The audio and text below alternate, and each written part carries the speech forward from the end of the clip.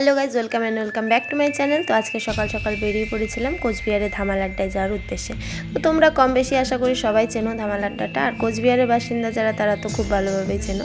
তো তারপর আমি দেখতে দেখতে কোচবিহারে পৌঁছেও গেছি, আর তারপর ধামাল আড্ডায় গিয়ে তোমাদের ওখানকার একটু অ্যাম্বিয়েন্সটা ঘুরে ঘুরে দেখাচ্ছিলাম। ওভারঅল ভালোই ছিল, আমার কাছে তো ভালোই লেগেছে। আর আমরা যেদিন গিয়েছিলাম সেদিন তো খুব একটা ভিড় ছিল না, সেজন্য ঘুরেও একটু মজা লেগেছে। তারপর এটা ছিল ধামাল আড্ডায় ঢোকার গেটটা।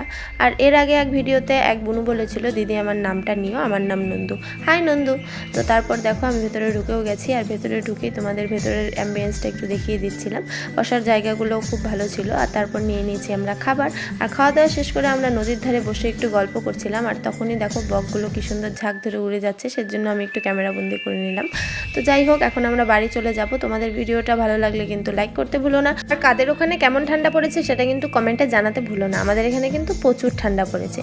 তো আজকের মতন ভিডিওটা এখানেই শেষ করছি, দেখা হবে অন্য কোনো ভিডিওতে। বাই।